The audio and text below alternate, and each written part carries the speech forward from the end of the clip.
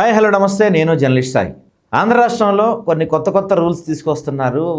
ఫస్ట్లో ఏమో ఒకరు ముద్దు ఇద్దరు వద్దన్నారు చంద్రబాబు నాయుడు గారు. ఇప్పుడు అదే ఆయన ముగ్గురు లేదా నలుగురు కూడా కనండి దానికి ప్రోత్సాహాలు ఇస్తామని చెప్తున్నారు.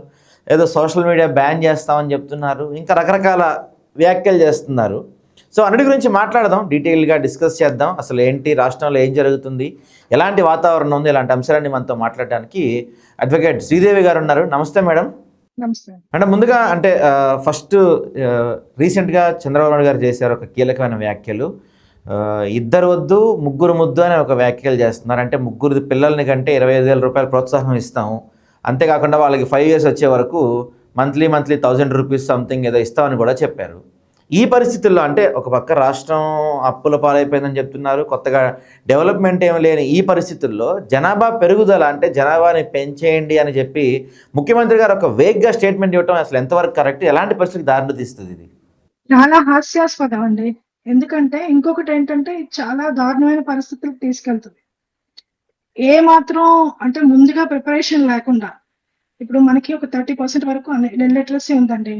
ఈయన నేను ఏదో తాయిలాలు ఇస్తానని చెప్పారు, వాళ్ళకి పూర్తి అవగాహన ఉండకపోవచ్చు. పిల్లలు వనస్తూ వచ్చారు అనుకోండి, వాళ్ళ పరిస్థితి ఏంటి, అసలు వాళ్ళకి ఎడ్యుకేషన్ ఎవరు ఇస్తారు, హెల్త్ గురించి ఎవరు పట్టించుకుంటారు, వాళ్ళకి ఇప్పటికే నిరుద్యోగంతో బాధపడుతున్నారు యువత, వాళ్ళ పరిస్థితి ఏంటి? వీరిచ్చే 25,000 వాళ్ళ జీవితం అంతా కాపాడేస్తుందా? లేదు కదా. ఇంకా రాష్ట్రంలో ఎన్ని సమస్యలు ఉన్నాయి. నేను రాష్ట్రాన్ని సింగపూర్ చేస్తాను, నాకు 40 ఏళ్ళ ఎక్స్పీరియన్స్ ఉంది అని చెప్పి అధికారంలోకి వచ్చి ఇప్పుడు చైనాతో అంటే పాపులేషన్ తో పోటీ పడతాను అనడం అంటే మీరు చెయ్యాలనుకున్న చదికి సరైన ప్రణాళిక ఉండాలి.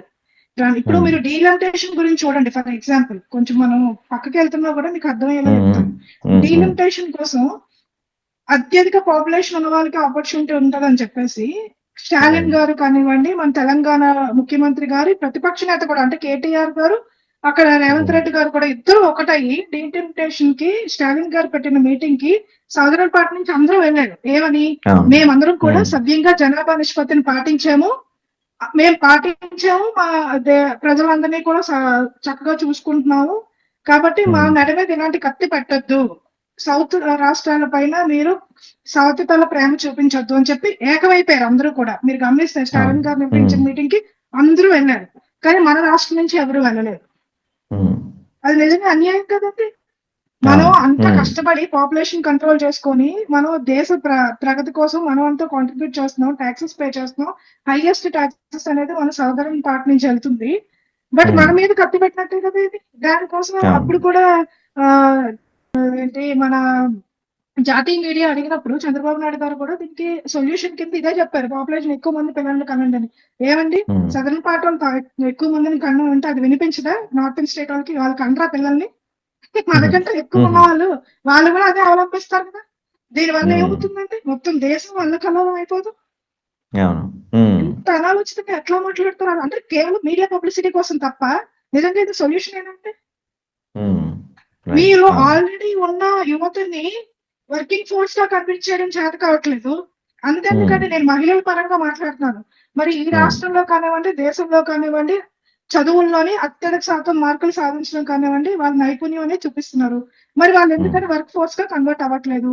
ఎందుకని అసలు బయటకు రావడానికి భయపడుతున్నారు? శాంతి భద్రతలు అనేవి మహిళల పట్ల ఎలా ఉన్నాయనేది మనం చూస్తున్నాము. మరి వర్క్ స్పేస్ అనేది మహిళలు కూడా తీసుకొస్తే, వాళ్ళని కూడా హ్యూమన్ రిసోర్సెస్ గా మారిస్తే మారుతా దేశం. ఈ దేశ పురోగతిలో మహిళల ప్రాతినిధ్యం ఉండద్దా? మరి మహిళల కోసం మీరు ఏం చేస్తున్నారు? కేవలం ఉచిత బస్సులు ఇచ్చేసాము, అక్కడ కొట్టుకొని చావండి కాదు కదా. ఎన్నో సమస్యలు ఉన్నాయి. మీరు జనసేన ఫస్ట్ మేనిఫెస్టో చూస్తే ఒకటే మేనిఫెస్టో అండి, తర్వాత ఆయన వేరేగా పోటీ చేయలేరు కదా. అందులో కూడా ఆయన మాట్లాడారు, మహిళలు వర్క్ స్పేస్ కి రావాలంటే వాళ్ళకి పిల్లలకి ముఖ్యంగా ఇప్పుడు అన్ని చిన్న ఫ్యామిలీస్ కదండి, స్మాల్ ఫ్యామిలీస్ కాబట్టి ఆ పిల్లల్ని చూసుకోవడానికి కొన్ని కేంద్రాలు ఏర్పాటు చేస్తాం. వాళ్ళు వర్క్ చేసుకొని వచ్చినా కూడా పిల్లల్ని భద్రతగా చూసుకుంటాం. లేకపోతే ఆఫీసెస్ లో కూడా ఖచ్చితంగా పిల్లల్ని పెట్టేటట్టుగా ఒక నియంత్రణ చేస్తాం, సూచనలు చేస్తాం, చట్టాలు తీసుకొస్తాం అని బలంగా మాట్లాడారు. మరి మహిళలు ముందు వర్క్ ఫోర్స్ గా కన్వర్ట్ అవ్వని మహిళల్ని, అవకాశం కోసం ఎదురు చూస్తున్న మహిళల్ని, ఆర్థికంగా ఇబ్బంది పడుతున్న మహిళల్ని వర్క్ ఫోర్స్ లోకి తీసుకురండి. అది మానేసి మీరు ముగ్గురు పిల్లలు కనండి మేము చూసుకుంటాం అంటే, ముగ్గురు పిల్లలు కంటే ఇప్పుడు ఉన్న పోషకాహారం ఎలా ఉందంటే, ముగ్గురు పిల్లల్ని కంటే ఆ తల్లి హెల్త్ ఏమైపోతుంది? అవును. అంతేకాదండి. ఇప్పుడు మీరు అంగన్వాడీ చూసుంటే, అంగన్వాడీ పిల్లలకి, పసిపిల్లలకి, ఆల్రెడీ ఉన్న పసిపిల్లలకి పోషకాహార లోపం ఉంది. ఉమ్, వాళ్ళకి సరైన ఫుడ్ అది వెళ్ళట్లేదు.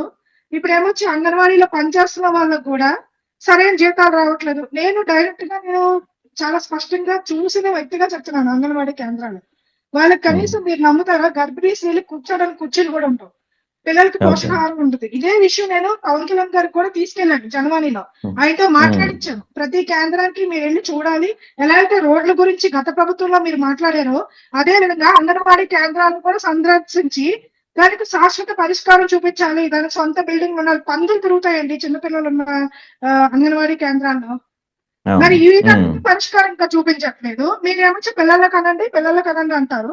ఎవరిని మోసం ఉమ్, చేద్దాం అంటే, మీ అధికారం కోసం రేపు పొద్దున డీలిమిటేషన్ మరొకటి వస్తే, మీ పిల్లలో లేకపోతే మీకు కావాల్సిన వాళ్ళ అధికారంలోకి రావడం కోసం, మీరు పదవులు పొందడం కోసం, ఓటు బ్యాంక్ గా మిగిలిపోవడానికి, నిరక్షరాస్యులుగా మిగిలిపోవడానికి, ఆరోగ్యం లేకుండా నాశనం అయిపోవడానికి మేము కావాలా?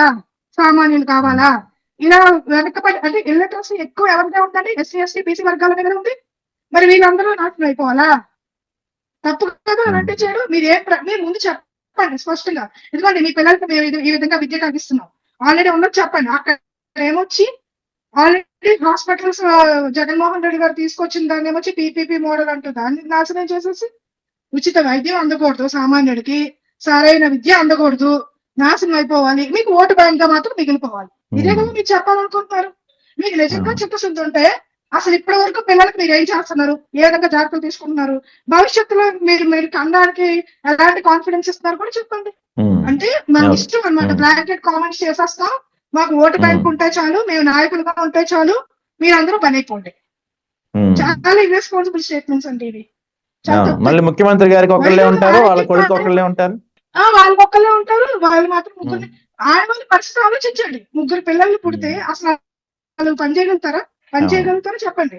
ఇంకా ఉమ్, ఇంకెప్పటికీ ఇంట్లోనే ఉండిపోవాలన్నమాట. ఇప్పటికే ఉమ్, బయటకు వచ్చి పని చేసుకొని వాళ్ళకంటూ నిలబడుతున్నారు. ఫైనాన్షియల్ గా అవును. ఇండిపెండెంట్ గా బ్రతకడానికి ప్రయత్నిస్తున్నారు. ఇంకా వాళ్ళు అది కూడా ఉమ్, చేయొద్దు. ఉమ్, చాలా అదే. తప్పండి ఇలాంటివి చేయడం. మీరు అసలు రైట్. మహిళల్ని ఉమ్, పరిగణలోకి తీసుకోరు. మహిళల ఇంపార్టెన్స్ ఉమ్. అనేది జీరో. అలాంటప్పుడు ఎలాంటి స్టేట్మెంట్స్ వస్తాయి? ఓకే. ఓకే. దాంతో పాటుగానే ఇంకొక స్టేట్మెంట్ కూడా ఇచ్చారు. 14 సంవత్సరాల 16 సంవత్సరాల లోపు మొత్తం సోషల్ మీడియా కూడా బ్యాన్ చేసే ఆలోచన దిశగా ఏపీ వెళ్తుంది అని ఒక స్టేట్మెంట్ ఇచ్చారు. అది ఉపయోగకరమైనది అనుకుంటున్నారా మీరు? సాధ్యం కానివి ఎన్నైనా చెప్పొచ్చండి. ఎట్లా బ్యాన్ చేస్తారు చెప్పండి? బ్యాన్ ఉమ్, చేసే అవకాశం ఉందా? ఉమ్, లేదు కదా. ఇప్పుడు ఆస్ట్రేలియా ఆల్రెడీ ఇతర దేశాల్లో ప్రయత్నం చేశారు. అది ఫెయిల్ అయ్యిందని అందరికీ తెలిసిన విషయమే. ఇంకొకటి ఓకే. ఏంటంటే, టెక్నాలజీతో పాటు ప్రతి ఈ జనరేషన్ పిల్లలు పరుగులు పెట్టాల్సిందే. అంతే తప్ప మేము టెక్నాలజీకి దూరంగా ఉంటామంటే వర్కౌట్ అయ్యే పని కాదు. ఈ రోజుల్లో ఉమ్, స్కూల్స్ లో కూడా యాప్స్ క్రియేట్ చేసి ఇస్తున్నారు. హోంవర్క్స్ వచ్చినా, హాలిడేస్ వచ్చినా యాప్స్ చూడమని, ఆ యాప్స్ లో చూసి పని చేయమన్నారు. మీ మంత్రులే, మీ క్యాబినెట్ లో ఉన్న మంత్రుల స్కూల్లో కూడా అదే జరుగుతుంది. మీరు బ్యాన్ చేయగలుగుతారా మరి? ఉమ్, అదనేది ఓకే. సాధ్యమేనా? అండ్ ఇంకోటి ఏంటంటే, ఇప్పుడు మీరు పిల్లలకి ఫోన్లు ఇవ్వద్దు అంటే జరిగేది కాదు. కాకపోతే మీరు చేయగలిగింది ఏంటి? బాధ్యతగా చేయాల్సింది ఏంటంటే, డిజిటల్ లిటరసీ అనేది స్కూల్స్ నుంచి కూడా నేర్పించాలి. ఇగో పలానా ఓకే. యాప్స్ ఉన్నాయి. ఇవి మీ జీవితానికి ఈ ఉమ్, విధంగా ఉపయోగపడతాయి. మీరు ఇలా ఉపయోగించుకోవాలి. వీటిని చూడకూడదు. మీరు కంట్రోల్ టైమింగ్స్ లో చూడాలి. లేకపోతే మీ హెల్త్ మీద ఇంత ఇంపాక్ట్ పడుతుంది. అలాంటి విషయాలు చెప్పి లిటరసీ పెంచాలి గ్రౌండ్ లెవెల్ నుంచి. మనం తీసేస్తాం ఉమ్, అనకూడదు. ఉన్నదాన్ని వాళ్ళ లైఫ్‌కి అది ఉపయోగపడుతుంది కాబట్టి, మనం దాన్ని వాళ్ళ స్టడీస్ లో కూడా భాగం చేయాలి. డిజిటల్ అనేది లేకుండా, ఇదేంటి ఈ ఏమంటారు, మీడియా అనేది లేకుండా ఉమ్, ఎవరి ఉమ్, జీవితం నడవదు. ఇది అందరికీ తెలిసిన విషయమే. ఫోన్ అనేది ప్రపంచాన్ని కనెక్ట్ చేస్తుంది. దీన్ని అర్థం ఉమ్, చేసుకొని ఉపయోగించుకునేటట్టుగా మనం పిల్లలకు ఉపయోగించుకునేటట్టుగా చదువు చెప్పాలి తప్ప, దీన్ని మేము ఉమ్. దూరం చేసేస్తాం అంటే అది వర్కౌట్ అయ్యే పని కానే కాదు. సాధ్యం అయ్యే పని కూడా కాదు.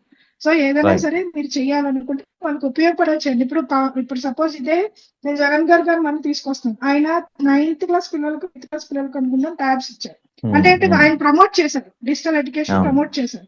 సో ఉమ్, దాంతో పాటు పేరెంటల్ కంట్రోల్ యాప్స్ అవి కూడా ప్రమోట్ చేయండి. వీలైతే మీరే ఏపీ నుంచి తయారు చేయండి. దాన్ని పేరెంట్స్ కి అందజేయండి. ఆ పేరెంట్స్ కూడా ఉమ్, యాప్స్ ని డౌన్లోడ్ చేసుకుంటారు. అప్పుడు ఆ ఫోన్ లో పిల్లలు మిస్లీడ్ అయ్యేవి చూడకుండా ఉంటారు కదా. ఇలాంటివి అవును. తీసుకోవచ్చు కదా జాగ్రత్తలు.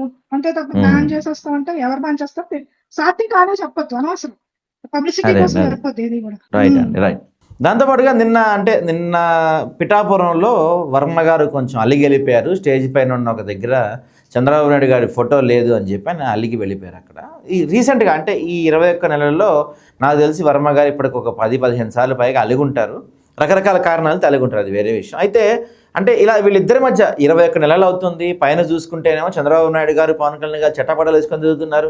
కానీ గ్రౌండ్ లెవెల్లో ముఖ్యంగా పవన్ కళ్యాణ్ గారి నియోజకవర్గంలో ఈ రోజుకి టీడీపీ జనసేనల మధ్య సఖ్యత కనపడతలేదు. ఇదే పరిస్థితి కొనసాగితే పిఠాపురంలో ఎదురుగాలి వీచే అవకాశం ఉంటుందంటారా? మీరు పవన్ కళ్యాణ్ గారి కాన్స్టిట్యున్సీ కాబట్టి దాని మీద మీడియా ఫోకస్ ఉంటుంది కాబట్టి ఆ ఒక్క కాన్స్టిట్యున్సీ అనుకొని రంపడుతున్నారు. ప్రతి కాన్స్టిట్యున్సీలో జరిగేది ఇదే. ఎందుకంటే ఒక ఎమ్మెల్యే ఉంటారు, 2 పార్టీలకు సంబంధించి అదర్ పర్సన్స్ ఉంటున్నారు. వాళ్ళకి అసలు ఒక్క పార్టీ గెలిస్తేనే అందరినీ సాటిస్ఫై చేయడం కష్టం. ఇప్పుడు జగన్మోహన్ రెడ్డి గారు అంత ఎత్తున గెలిచారు, అందరినీ సాటిస్ఫై చేయగలిగారా? చేయలేకపోయారు కదా. అలాంటిది ఇక్కడ 3 పార్టీలు ఉన్నాయి. ఈ 3 పార్టీని సాటిస్ఫై చేయాలంటే అసలు సాధ్యమయ్యేదనా? లోకల్ జరుగుతానే ఉన్నాయి. ప్రతి కాన్స్టిట్యున్సీలోనే కాదు, ప్రతి వార్డ్ లో కూడా జరుగుతుంది. ఇది ఎక్కువ మాట్లాడితే ప్రతి బూత్ లెవెల్ లో కూడా జరుగుతుంది. ముగ్గురు ఆధిపత్యం కోసం కొట్టుకుంటానే ఉన్నారు. ఎందుకంటే ఈ రోజు ఒక సమస్య వచ్చింది అనుకోండి, డైరెక్ట్ గా ఇప్పుడు ఇక్కడ సపోజ్ జనసేన ఎమ్మెల్యే ఉన్నారు అనుకోండి, టీడీపీకి సంబంధించిన వాళ్ళు ఎవరు కూడా డైరెక్ట్ గా ప్రజల్లో ఎవరైనా సమస్య వచ్చిందని ఇచ్చారనుకోండి, అంతే కదా, ఎవరు అప్రోచబుల్ గా ఉంటే వెళ్ళి సమస్య చెప్తారు. వీళ్ళు డైరెక్ట్ గా పరిష్కరించడానికి లేదు. వీళ్ళు వెళ్ళాలి, జనసేన వాళ్ళని పర్మిషన్ తీసుకోవాలి, వాళ్ళతోనే చేయించాలి. అప్పుడు వీళ్ళు ఎలా ఫీల్ అవుతారు? మా నాయకత్వం పోతుందని ఫీల్ అవుతారు కదా, ఆబ్వియస్ గా. అలాగే ప్రతి పార్టీలో కూడా అదే. ఇప్పుడు సపోజ్ ఇక్కడ టీడీపీ అధికారం ఉందనుకోండి, రివర్స్ లో జరుగుతుంది. అప్పుడు వీళ్ళు ఎట్లా సెక్యూరిటీ ఫీల్ అవుతారు? మా నాయకత్వం పోతుంది కదా. ఇప్పుడు మేమే వెళ్ళి మా కోసం సమస్య కోసం వస్తే మేము ఇంకోళ్ళ దగ్గర తీసుకెళ్తే ఇంక మేము ఎప్పుడు నాయకులు అవుతాం ఉంటది కదా పాలిటిక్స్ లో. సో అలాంటప్పుడు ఇది వర్కౌట్ అవుతుంది. నేను చెప్తున్నాను కదా, అది పిఠాపురం కాబట్టి ఫోకస్ చేస్తాయి కాబట్టి ఛానల్స్ బయటకు వస్తున్నాయి. వర్మ గారు అస్తమం తెలుస్తుంది. ఇలాంటి వర్మ గారు రాష్ట్రంలో చాలా మంది ఉన్నారు. 21 వర్మలు ఉన్నారంటారా? 21 వర్మలే కాదండి, ప్రతి కాన్స్టిట్యూన్సీ ఇదే పరిస్థితి కదా. ఇక్కడ జనసేన ఎమ్మెల్యే అండి, మరో చోట ఇంకొక ఎమ్మెల్యే, కానీ ముగ్గురు మిగతా 2 పార్టీలు ఉంటాయి కదా. సో ఇది నడుస్తూనే ఉంటుంది. అయితే అంటే పర్టికులర్గా ఓన్లీ మనం పిఠాపురం గురించే మాట్లాడుకుందాం. అంటే ఈ వాళ్ళ ఆవిర్భావం కూడా కాబట్టి ఈ 21 నెలల్లో పిఠాపురంలో పవన్ కళ్యాణ్ గారి గ్రాఫ్ ఎలా ఉందనుకుంటున్నారు?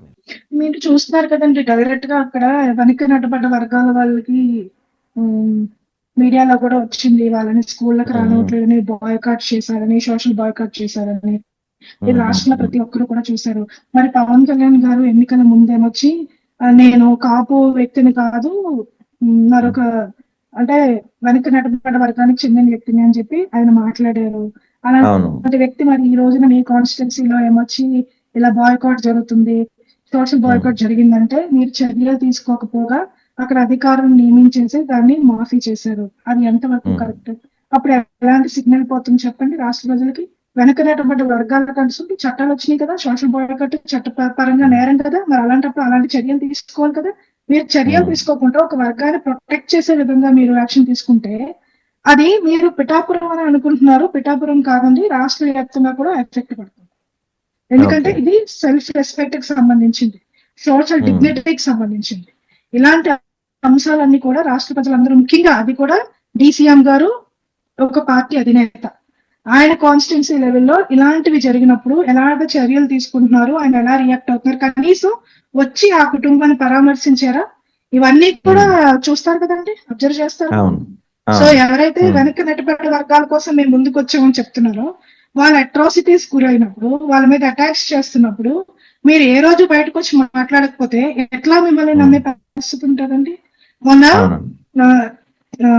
ఆదివాసి మహిళల్ని కొట్టి, ఒక పోల్ కేసు కొట్టి వాళ్ళ బట్టలు చింపి అట్లా చాలా దారుణంగా బిహేవ్ చేశారు. బీసీవై పార్టీ అధినేత ఆయన కూడా అక్కడికి వెళ్ళారు. మరి ఇలాగ కమ్యూనిటీస్ మీద మాకు అధికారం వచ్చిందని చెప్పి ఆధిపత్య భావజాలంతో అటాక్స్ చేస్తూ ఉంటాయి. మీరు ఏమి రియాక్ట్ అవ్వకపోతే వీళ్ళు మాకు ఏమీ కాదని మాట్లాడితే, ఇప్పుడు టీడీపీకి ముఖ్యంగా బీసీ కమ్యూనిటీస్ కదండి నేను ముక్క అని చెప్తారు.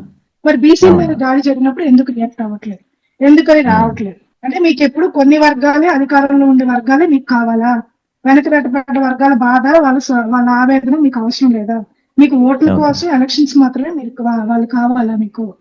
ఇదంతా కూడా అందరూ ఆలోచిస్తున్నారండి. ముఖ్యంగా చెప్తున్నాను కదా, ఇప్పుడు బ్యాక్వర్డ్ క్లాసెస్ కానివ్వండి, ఎవరైతే సప్రెస్డ్ కమ్యూనిటీస్ ఉన్నాయో వాళ్ళలో చదువుకున్న వాళ్ళు ఉన్నారు, వాళ్ళు చాలా స్పష్టంగా బయటకు వచ్చి అట్రాసిటీస్ క్వశ్చన్ చేస్తున్నారు. ఎందుకని మీరు మమ్మల్ని ఈ విధంగా అణచివేస్తున్నారు అని అడుగుతున్నారు. మా భాగస్వామ్యం ఏది అని క్వశ్చన్ చేస్తున్నారు. ఇవన్నీ బయటకు వస్తున్నాయి కాబట్టి ఖచ్చితంగా ఈ అన్ని ఇంపాక్ట్స్ కూడా నెక్స్ట్ ఎలక్షన్స్ లో ఉంటాయి. మీరు చూడండి కావాలంటే. Right madam, right. ఊరుకునే ఫైనల్గా పరిస్థితి లేదు. ఓకే, ఫైనల్గా అయితే సరే, పవన్ కళ్యాణ్ గారి పరిస్థితి ఇలా ఉంది. మిగతా చోట్ల అంటే 20 మంది మిగతా 20 మంది జనసేన ఎమ్మెల్యేల పరిస్థితి ఎలా ఉంది? అంటే వాళ్ళు కూడా టీడీపీ మీద ఈగ వాళ్ళనేయకుండా కలిసి పని చేసుకుంటూ వెళ్ళిపోతున్నారా? లేకపోతే అసలు జనసేన ఎమ్మెల్యేల గ్రాఫ్ ఎలా ఉందంట అంటే ఏం చెప్తారు మీరు? ఎలా ఉందంటే ఎప్పటికప్పుడు వాళ్ళ ఏమంటారండి, ఉమ్, ఈ ఎమ్మెల్యే సరిగ్గా పనిచేస్తున్నారా లేదా అని చెప్పి చెక్ చేస్తాం. ఫోన్లు అవి ఏవో పెట్టి డేటా అది పెట్టి చెక్ చేస్తూ ఉంటారు. ఆ చెకింగ్ లో ఏమవుతుందంటే ఆ చెక్ పాయింట్స్ లో వాళ్ళకి అనుకూలంగా ఉంటే టిక్ ఓకే అవుతుంది, అనుకూలంగా లేకపోతే ఇంటూ పడిపోద్ది. ఈ రిపోర్ట్ ఓకే. పవన్ కళ్యాణ్ గారి దగ్గరికి వెళ్తుంది. కాబట్టి వాళ్ళ వాళ్ళ దృష్టిలో ఎప్పుడు ఓకే టిక్ పెట్టుకుంటా ఉంటే వీళ్ళకి నెక్స్ట్ ఎలక్షన్ లో అవకాశం ఉంది తప్ప లేకపోతే కష్టమే. సో అలాంటి పరిస్థితి. ఇంకోటి ఏంటంటే ఈ ఖర్చు పెట్టి గెలిచాం కదా అని చెప్పేసి వీళ్ళు ఏమైనా మాట్లాడినా కూడా వాళ్ళు ఒప్పుకోవట్లేదు. మీరు రేపు పొద్దున్న డబ్బు లేకపోతే మీకు సీట్లు ఇస్తారా అని తిరిగి ప్రశ్నించే పరిస్థితి కూడా ఉంది కాబట్టి సో ఓకే. ఇవన్నీ కూడా చూస్తా ఉన్నారు ప్రజలు. ఓకే. అంటే ఏ మార్పు కోసం వచ్చారు, జనసేన ముఖ్యంగా ఎలాంటి మార్పు తీసుకుంది, ఇవన్నీ కూడా ప్రతి ఒక్కరు గమనిస్తారు కదండి. అంత అమాయకంగా అయితే ఎవరు లేరు కదా ఇప్పుడు. ఓకే. ఓకే. అయితే తొందరలో మంత్రివర్గ అనుకోండి, తాయిలాలు ఇచ్చారనుకోండి, తెలియని అమాయకత్వంతో వాళ్ళ జోబీల్లోంచి ఇస్తున్నారేమో అనుకుని భ్రమపడేవారు. ఇప్పుడు చాలా స్పష్టంగా మీరు మా దగ్గరే సొమ్మిస్తున్నారు అని చెప్పి మాట్లాడేస్తున్నారు కూడా ప్రజలు కూడా. సో ఆ మాత్రం అవగాహన ప్రజల్లో కూడా పెరిగింది. సో అన్ని గమనిస్తారు. టైంకి వాళ్ళు కరెక్ట్ గా ఎవరు పని చేస్తారు అని నమ్మినప్పుడు వాళ్ళకి అవకాశం ఇస్తారు అంతే. రైట్ అండి. అయితే తొందరలో మంత్రివర్గ విస్తరణ జరగబోతుంది అని బాగా వినిపిస్తుంది ఒక వార్త. సో జనసేన మంత్రులు ఎవరైతే మనోహర్ లేకపోతే దుర్గేష్ వీళ్ళు ఉన్నారో వీళ్ళకి ఉంటుందంటారా పదవి? వాళ్ళకి ఏమన్నా మార్పులు జరిగే అవకాశం ఉంటుంది అనుకుంటున్నారు? మనోహర్ గారికి అయితే అసలు ఇప్పటికీ కన్ఫర్మ్ ఉంటుందండి బర్త్. మిగతా వాళ్ళు ఏమైనా షఫల్ అవుతారేమో కానీ మనోహర్ గారి కర్త కర్మ క్రియ ఓకే. ఇప్పుడు ఆ పదవిలో చక్కగా హాయిగా ఉంటారు. అలా ఉండాలని మేము కూడా కోరుకుంటున్నాం. అంటే మనోహర్ గారి వల్ల పార్టీకి నష్టమా లాభమా ఇంటర్నల్ గా? అది ఆయన చూసుకోవాలండి, పవన్ కళ్యాణ్ గారు చూసుకోవాలి. చెప్పడానికి మనం ఏమన్నా చెప్పండి. ఓకే. ఓకే. ఇప్పుడు ఎందుకంటే పార్టీలో మొత్తం వాట్ ఎవర్ పొజిషన్ ఏమున్నా కూడా ఒక పార్టీకి అనుకూలంగా ఉన్న వాళ్ళకే నడుస్తున్నాయి, కొన్ని కమ్యూనిటీస్ కి నడుస్తున్నాయి. అంటే ఓపెన్ గా ఇది ఇప్పుడు ఇది దాస్తే దాగేది కాదండి. మీరు ఏ పోటీ పొజిషన్స్ ఇచ్చారు, ఏ పార్టీ నుంచి ఏ పొజిషన్స్ ఇచ్చారు అనేది క్లియర్ గా కనపడిపోతుంది. మీరు ఏ వర్గాలకు ఇచ్చారు, మీరు ఏ వర్గాలకు ఇస్తున్నారు అన్న దాంతో మీ ప్రయారిటీస్ తెలిసిపోతాయి. మరి ఎందుకని ఇట్లా చేస్తున్నారు అంటే వాళ్ళే సమాధానం చెప్పాలి. ఇవన్నీ కూడా ప్రజల ముందు నెక్స్ట్ ఎలక్షన్స్ కి ప్రతిదీ కూడా స్పష్టంగా ప్రతి నంబర్ తో కూడా బయటకు వచ్చే విషయం ఇది అని ప్రజలు గమనిస్తారండి.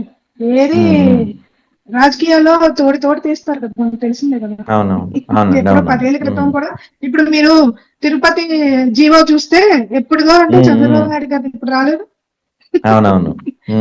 క్యాన్సిల్ చేస్తాను జీవో 7 కొండలు కాదు 7 కొండలు అంటే కాదు నేను క్యాన్సిల్ చేస్తాను అనింది ఇప్పుడు వచ్చింది కదా బయటకి. అట్లాగా రాజకీయాల్లో ఏది దాచలేదు. ఓకే. ఓకే. ఓకే అండి.